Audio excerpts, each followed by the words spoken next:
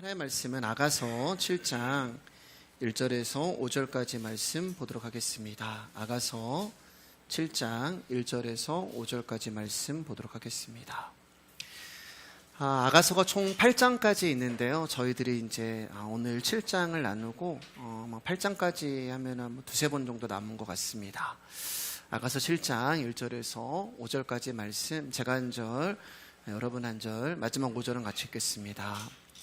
귀한 자에 따라 신을 신은 내 발이 어찌 그리 아름다운가? 내 넓적다리는 둥글어서 숭령공의 손이 만든 구슬개미 같구나. 배꼽은 석은 포도주를 가득히 부은 둥근장 같고 허리는 백합화로 두른 밑단 같구나. 두 유방은 암사슴의 쌍태의 새끼 같고 목은 상아망대 같구나. 눈은 헤스본 바드랍빛 문 곁에 있는 연못 같고 코는 다메섹을 향한 레바논 망대 같구나. 같이 읽겠습니다. 머리는 갈멜산 같고 드리운 머리털은 자주빛이 있으니 왕이 그 머리카락에 매였구나. 아멘. 말씀의 제목은 귀한 자에 따라라는 말씀 제목입니다. 우리 옆 사람과 인사하겠습니다. 귀하십니다.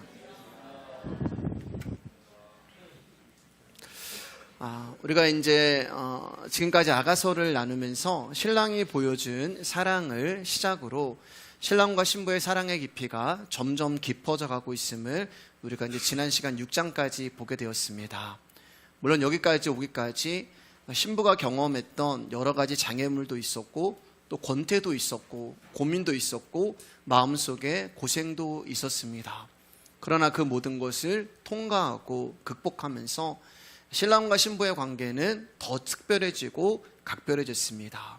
그리고 이제 남아있는 7장과 8장에서는 서로가 서로를 향하여서 사랑의 찬사를 나누며 그 깊이가 더해지는 것을 우리가 이제 보게 될 거예요.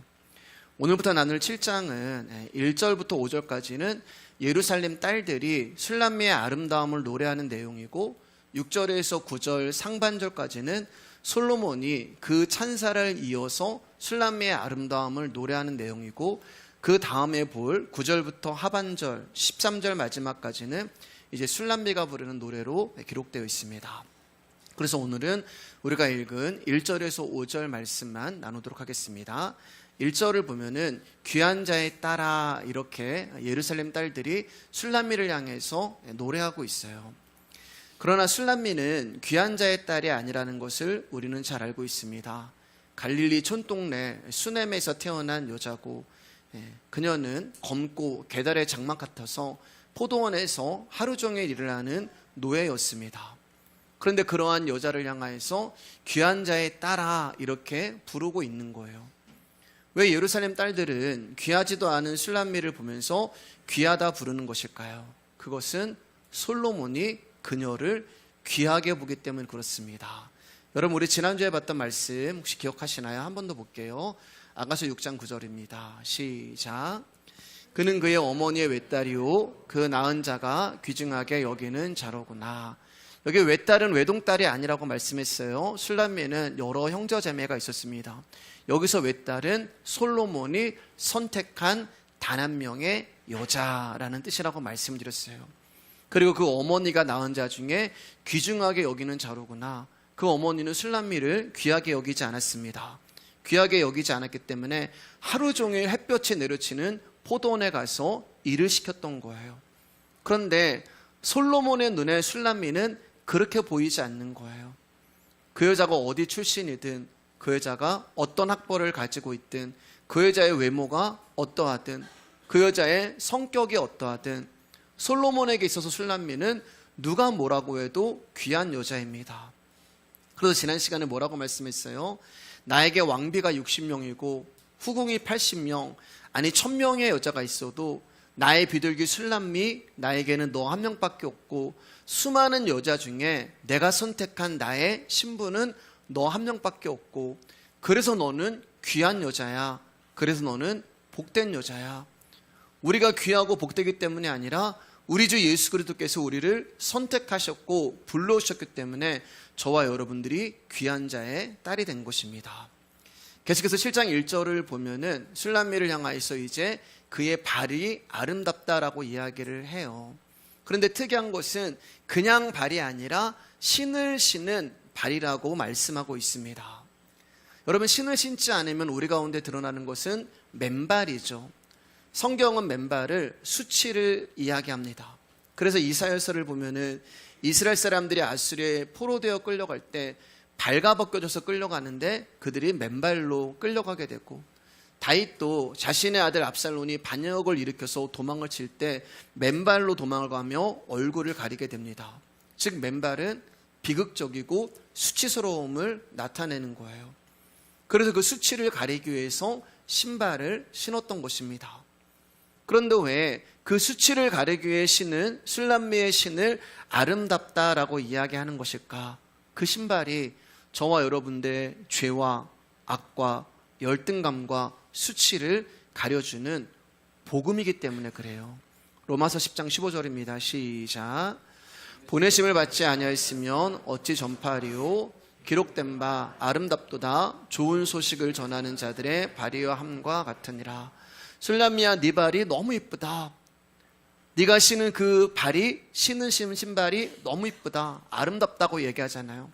왜냐하면 그 발은 좋은 소식을 전하는 발이기 때문에 아름답다라고 이야기를 합니다. 에베소서 6장 15절입니다. 시작. 평안의 복음이 준비한 곳으로 신을 신고, 그리고 여기서는 그 신발의 정체가 더 확실하게 드러나는데 복음이다라고 이야기해요. 전신갑주를 입으라라고 이야기하면서 너희들이 신발을 신는데 그 신발의 정체가 복음이다, 평안의 복음이다. 즉 우리의 수치와 죄와 열등감을 가려주는 그 복음의 신이 아름답다라고 말씀하고 있는 거예요. 그리고 세 번째 7장 1절을 보면은 내 넓적다리는 둥글어서 숭령공의 손이 만든 구슬개미 같구나, 이렇게 술람미를 노래합니다.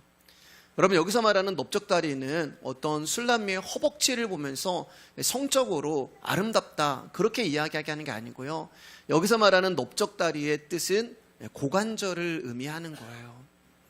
여러분, 고관절이라고 하는 것은 이 넓적다리 끝 위에 있는 이 허리를 말하는 거잖아요. 허리랑 붙어있는 이 부분이요.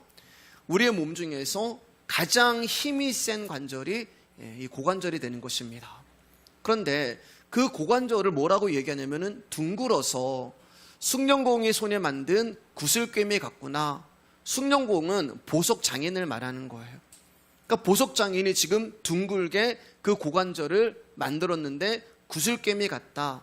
다시 말해서 술람미야, 너의 넓적다리, 너의 고관절은 보석이다, 이렇게 이야기를 하는 거예요. 여러분, 고관절 하면 생각나는 사람이 있죠. 야곱입니다.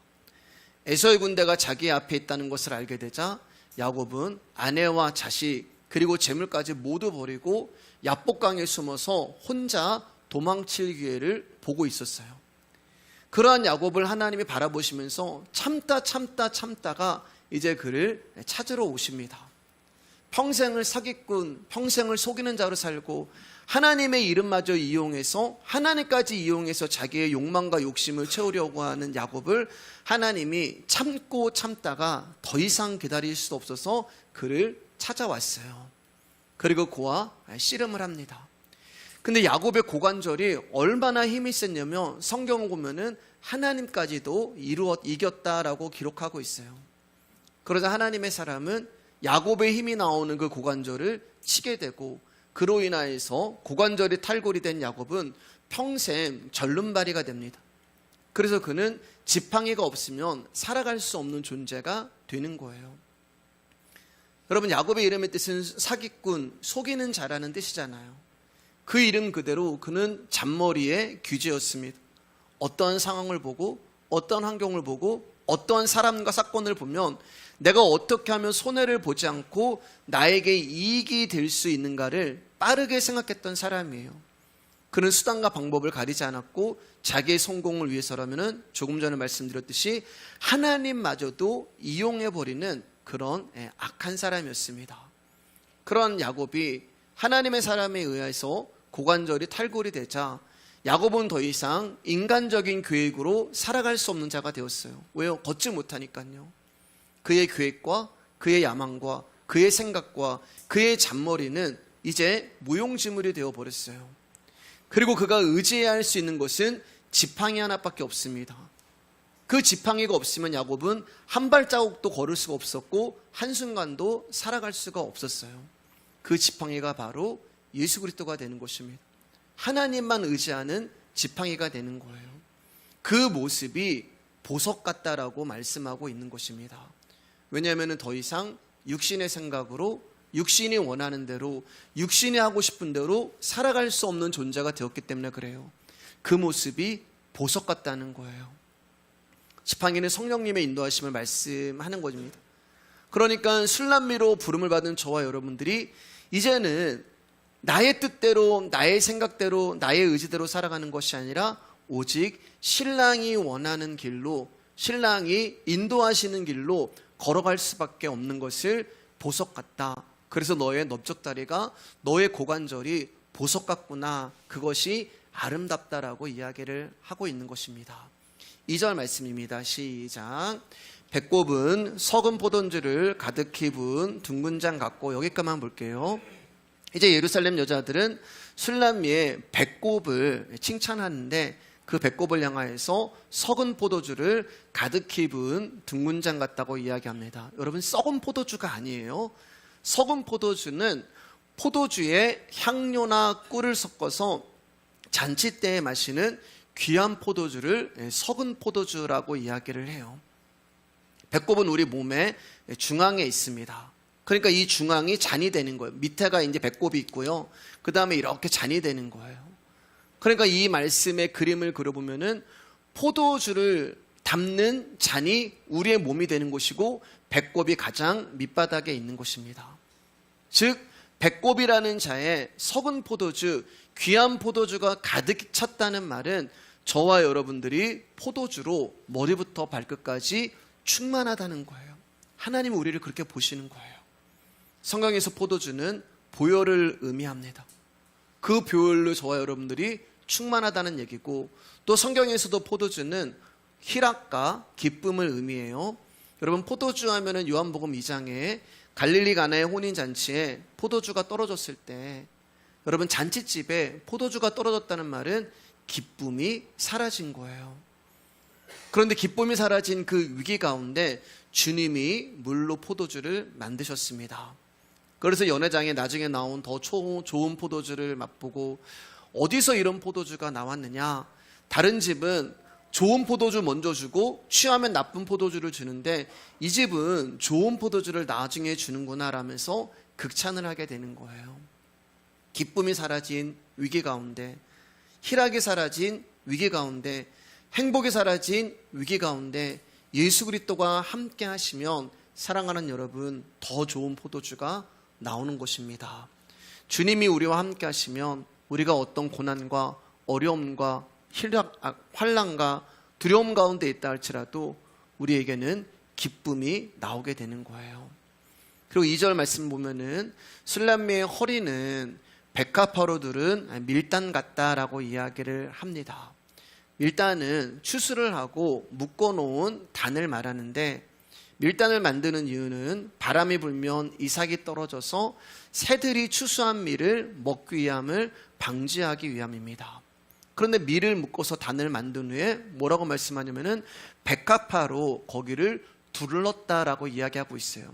그러니까 이제 곡식을 묶어 딱 있는데 백합화로 이렇게 두른 게 되는 것입니다. 여러분, 밀은 추수를 하는 거잖아요. 추수를 했기 때문에 밀단이 생긴 것입니다. 기쁨을 이야기하고 희락을 이야기를 하는 거예요. 그리고 백합화는 순결과 영광을 의미하는 것입니다. 즉 저와 여러분들이 드리는 감사가 하나님 앞에 기쁨과 순결과 영광이 된다는 거예요. 그리고 또 하나의 의미가 있습니다. 창세기 25장 23절입니다. 시작. 여호와께서 그에게 이르시되 두 국민이 내 태중에 있구나. 두 민족이 내 복중에서부터 나누이리라. 이 족속이 저 족속보다 강하겠고 큰 자가 어린 자를 섬기리라 하셨더라. 성경에 허리라고 하는 단어가 제일 처음 나오는 장면이에요. 태중에, 이게 바로 허리라는 뜻이 되는 것입니다. 아직 에서와 야곱이 태어나기도 전에 하나님은 야곱을 선택하셨고 야곱을 사랑하셨다라고 말씀하고 있어요. 그러니까 허리라고 하는 것은 하나님의 일방적인 사랑을 말씀하는 것입니다. 검고 계달의 장막 같아서 왕의 사랑을 받을 자격이 하나도 없는 술람미가 신랑의 일방적인 사랑 때문에 그가 왕후가 되고 왕비가 되었다는 거예요. 3절 말씀입니다. 두 유방은 암사슴의 쌍태 새끼 같고, 여러분 여인의 두 유방은 가슴, 품을 이야기하는 거예요.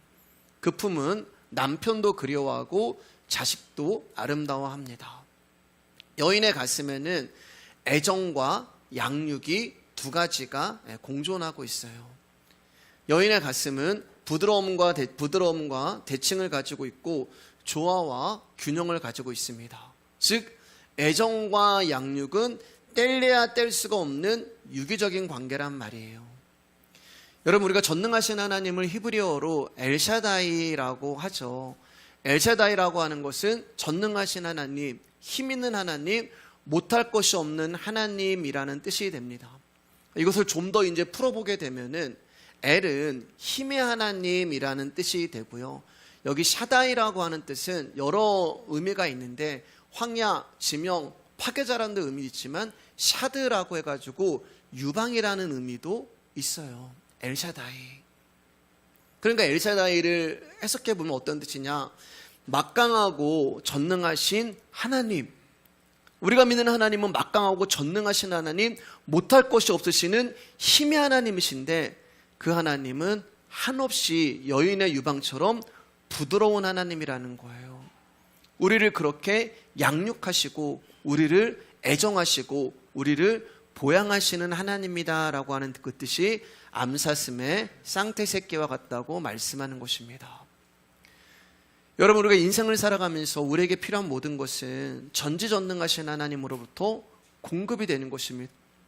예수 그리스도를 알지 못하는 사람은 자기의 능력으로 먹고 산다고 이야기하고 자기의 힘으로 인생을 살아간다고 이야기하지만 하나님을 주인으로 모시고 살아가는 저와 여러분들의 모든 필요와 모든 공급은 하나님이 우리 가운데 주셔야만 우리가 살아갈 수가 있는 거예요. 제가 예전에 선교단체에서 풀타임 간사를 할 때 월급이 없었거든요. 그러면 이제 신림동까지 이제 가야 되는데 차비가 없어요. 그러면 그럴 때마다 하나님 앞에 엎드리는 거예요.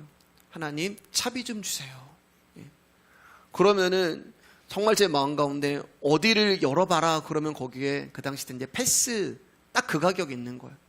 그러면 그거 타고 가요. 올 생각을 못 해요. 왜냐하면 월급이 없는 단체에 사니까 올 때 되면 또 누가 1,000원 한 장 되면 그거 가지고 오는 거예요. 반지하에 살고 있었는데 에어컨이 없었어요. 이제 은스가 있었고 하나님 에어컨 하나 있었으면 좋겠습니다라고 기도하면 그 다음에 에어컨이 택배로 오고 쌀이 없어요. 하나님 쌀이 없어요. 여러분 우리의 모든 공급은 하나님이 우리 가운데 주시는 거예요. 그 하나님이 저와 여러분들을 때로는 강하고 전지전능하고 힘 있는 하나님으로 우리를 지켜주시고 보호하시지만 여인의 두 유방처럼 암사슴의 쌍태처럼 저희를 부드럽게 조화와 균형을 이루면서 양육하시고 애정하신 하나님이 여러분 우리가 예배하는 엘샤다이 하나님이라는 뜻이에요. 4절 말씀입니다. 시작. 목은 상아 망대 같구나. 눈은 헤스본 바드랍빛 문 곁에 있는 연못 같고 코는 다메섹을 향한 레바논 망대 같구나. 전에도 말씀드렸지만 우리 계속해서 이제 반복되는 내용이 이 아가서에 나오잖아요. 목은 저와 여러분들의 의지를 말하는 거예요. 즉 우리의 고집, 우리의 행함을 이야기하는 것인데 그 목이 상아망대 같다고 이야기하는 것은 이제 우리의 의지대로 살아가는 것이 아니라 주님의 마음과 뜻을 살아가는 것을 아름답다고 표현하는 것입니다. 여러분 상아라고 하는 것은 귀한 보석이라고 말씀을 드렸어요. 왜냐하면 코끼리가 죽어야만 얻을 수 있는 보석이기 때문에 죽음으로 얻어지는 보석이 상아가 되는 것입니다. 죽음으로 얻어지는 보석이 바로 예수 그리스도의 십자가잖아요. 그 예수 그리스도의 십자가가 우리의 의지가 돼서 그분의 마음과 그분의 뜻과 그분의 생각과 그분의 계획대로 우리가 순종하며 살아가는 것을 말씀하는 것입니다. 예수님이 십자가에서 죽음으로 저와 여러분들을 사랑하셨고 선택하셨다는 사실을 항상 마음에 새기고 살아가려고 할 때 여러분, 우리의 언어가 달라지고 생각이 달라지고 몸가짐이 달라지고 행동이 달라질 수밖에 없는 거예요. 여러분과 제가 주님의 뜻을 따라서 주님의 인도를 받기 위해서는 주님의 뜻이 나의 뜻이 되어야 하고 주님의 생각이 나의 생각이 되어야 하는 것입니다. 그렇게 하기 위해서는 어떻게 할 수 있냐? 그분이 나를 돌아가셨다는 그 사실을 인정하고 믿고 받아들이고 알게 될 때 여러분, 나라는 존재는 부정되어지고 나라는 존재는 부인되어질 수밖에 없는 거예요. 그때 나라는 존재는 없어지는 것입니다.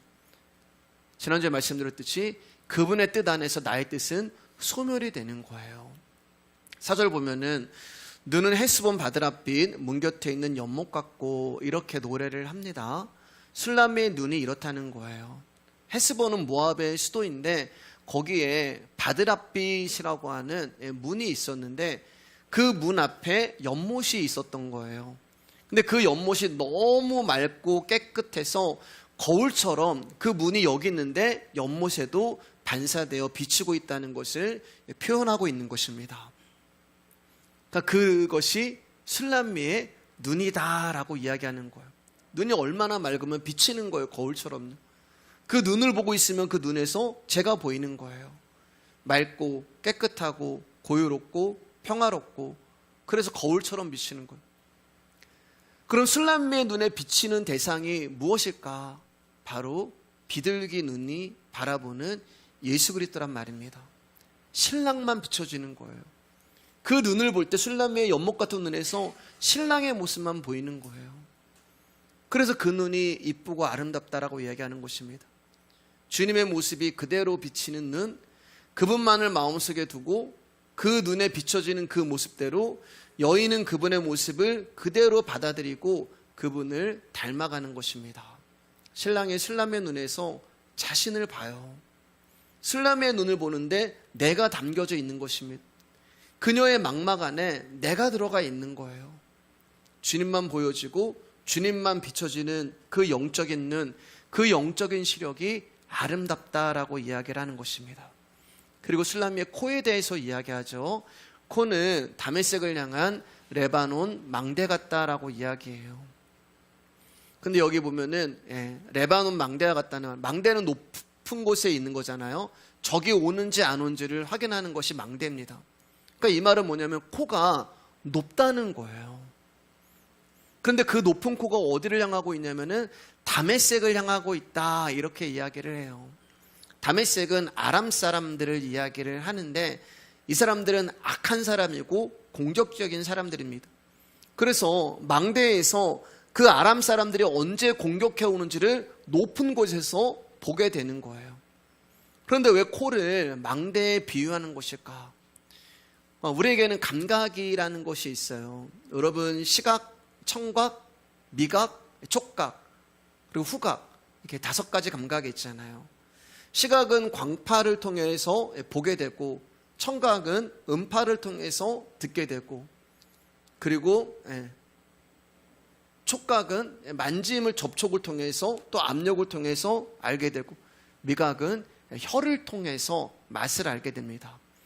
근데 후각이라는 것은 공기를 통해서 알게 되는데, 어떠한 입자가 공기를 통해서 우리의 코 안에 들어왔을 때 그 코 안의 점막 안에서 그것이 살짝 녹을 때 그때 냄새를 맡게 되는 거예요. 공기 속에 날아다니는 입자는 보이지 않습니다. 보이지 않는 거예요. 냄새는 보이지 않아요. 보이지 아니하는 냄새를 분별하는 기관이 후각이 되는 것입니다. 근데 그 코가 높다라고 이야기를 하고 있어요. 바로 다메섹이라는 원수가 접근해 오는 것을 코로 알게 된다는 거예요. 그래서 술람미의 코를 레바논 망대 같다, 그렇게 얘기하는데, 여러분, 레바논 산에 있는 망대 같다고 이야기하지 아니하고 레바논에 있는 망대라고 이야기를 하는 거예요. 그러니까 적들이 오는 것을 보는 것으로 아는 것이 아니라 냄새로 아는 것을 말씀하는 거예요. 원수가 산들을 넘어서 우리에게 올 때 그들의 냄새를 맡는 것입니다. 즉, 높은 코가 의미하는 것은 무엇이냐? 영적인 분별력을 말하는 거예요. 사랑하는 여러분, 저와 여러분들이 영적인 잘못된 분별력으로 인해서 낭패를 당하고 후회를 하는 경우가 많습니다. 영적인 것은 보이지 않아요. 들리지도 않습니다. 만져지지도 않습니다. 영적인 것은 냄새로 아는 거예요. 영적인 것은 보이지 않아요. 그러나 냄새로 영적인 것을 알 수 있습니다. 어떻게 알 수 있냐? 말씀을 통해서 알게 되는 거예요. 말씀이 우리 안에 주인 되시고 우리가 그 말씀에 순종할 때 우리는 보이지 않고 들리지 않고 잡히지 않지만 하나님의 뜻이 무엇인가를 분별할 수 있는 것입니다. 5절입니다. 머리는 갈멜산 같고, 술람미의 머리를 갈멜산에 비유를 하고 있어요. 저와 여러분들이 전에 신랑에 대한 머리에 대해서 말씀을 나눌 때, 여러분, 신랑의 머리는 우리가 상상할 수 없고 생각할 수 없는 것들로 가득 차 있다고 말씀을 드렸어요.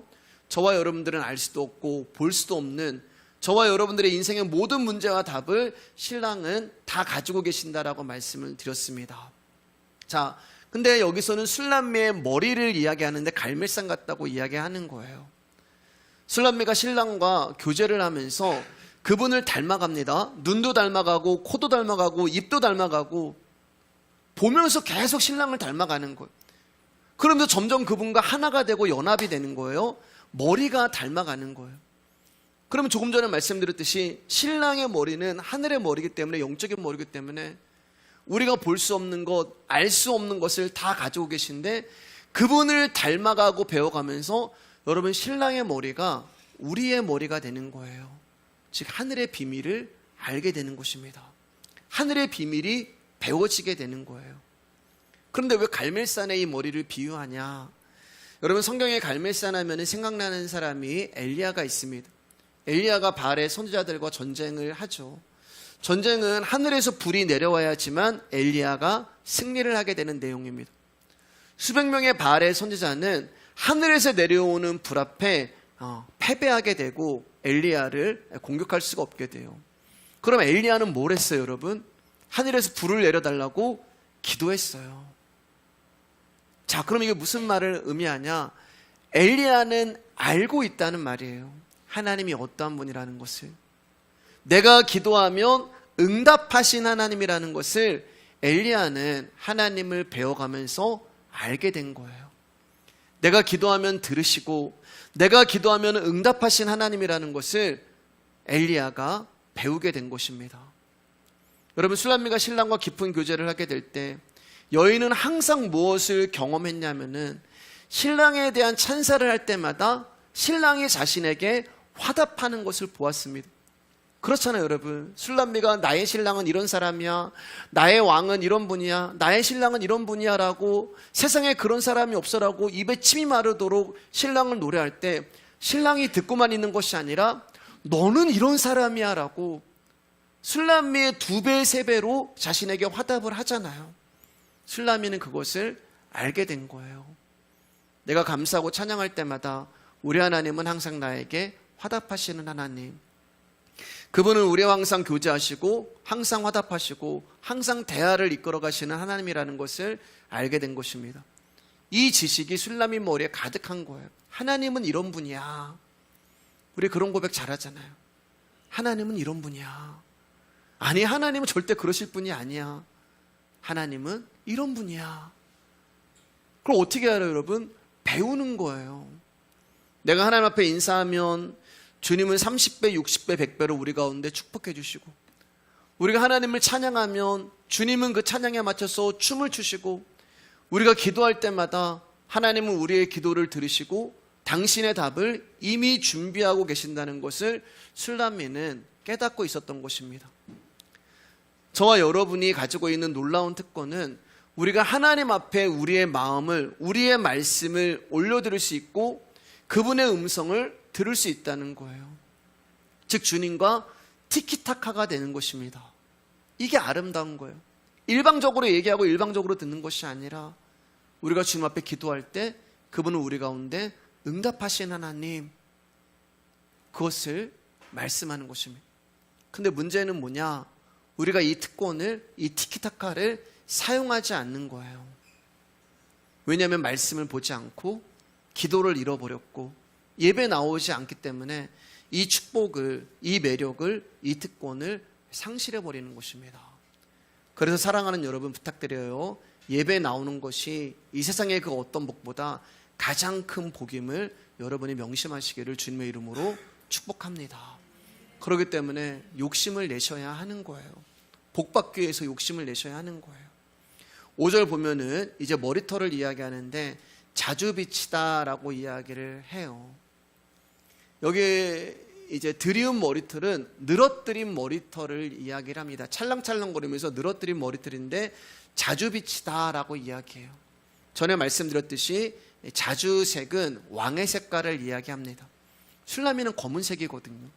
근데 왜 자주 비치됐을까? 염색을 했을까? 아니에요, 여러분. 머리털은 지난 시간에 말씀드렸듯이 헌신을 의미합니다. 그러니까 술라미의 머리털이 왕의 색이고 그 뜻이 헌신이라는 것은 술라미가 왕을 위하여 헌신하는 존재가 되었다는 거예요. 주님의 종으로, 주님의 신부로, 주님의 자녀로 주님께 헌신을 드리는 자들이 되었다는 것입니다. 자, 그러자 어떤 일이 일어나냐? 그 헌신 앞에 그 머리카락의 왕이 묶여버리게 되는 거예요. 그리고 지난 시간에 신랑이 술람미에게 나만 바라보는 술람미의 눈을 바라보면서 야, 술람미야, 나만 바라보는 너의 눈빛이 너무 매혹적이고 눈부시고 고귀하고 사랑스러워서 내가 너를 도저히 쳐다볼 수가 없으니까 너의 시선을 좀 돌려줘라 라고 부탁했던 것을 여러분 기억하실 것입니다. 술라미는 신랑의 눈에 체포가 된 거예요. 그 눈이 싫은 게 아니라 그 눈이 너무 사랑스러워서 그 눈에 사랑병이 걸렸다고 말씀을 드렸습니다. 여러분, 예수님이 우리를 향하여서 저와 여러분의 이름을 부르면서 누구 집사야, 누구 권사야 라고 얘기하면서 나만 바라보는 너의 눈이 너무 아름다워서 내가 네 눈을 제대로 쳐다보지 못하겠다. 여러분, 이런 칭찬을 듣는 것은 엄청난 은혜예요. 엄청난 축복이었어요. 근데 그런 칭찬을 누가 들을 수 있냐? 주님 앞에 헌신한 자들만 들을 수 있다는 거예요. 아무나 들을 수 있는 게 아니에요. 내 인생을 주님 앞에 맡기고 내가 예수 그리스도를 위해서 살아가야지라고 그분께 헌신한 자들만 이 하나님의 말씀을 들을 수 있다는 것입니다. 그래서 그 머리카락, 헌신이라는 머리카락에 이제 왕이 꽁꽁꽁꽁 묶여 있는 것입니다. 체포당한 거예요. 사랑하는 여러분, 우리가 주님을 위하여 헌신하게 될 때 주님을 사랑하는 사랑으로부터 나온 헌신이 우리 예수 그리스도의 마음을 사로잡는 거예요. 저와 여러분들이 주님 앞에 헌신하게 될 때 이러한 자부심이, 이러한 마음속의 기쁨이, 이와 같은 기대가 우리 안에 넘치게 될 것입니다.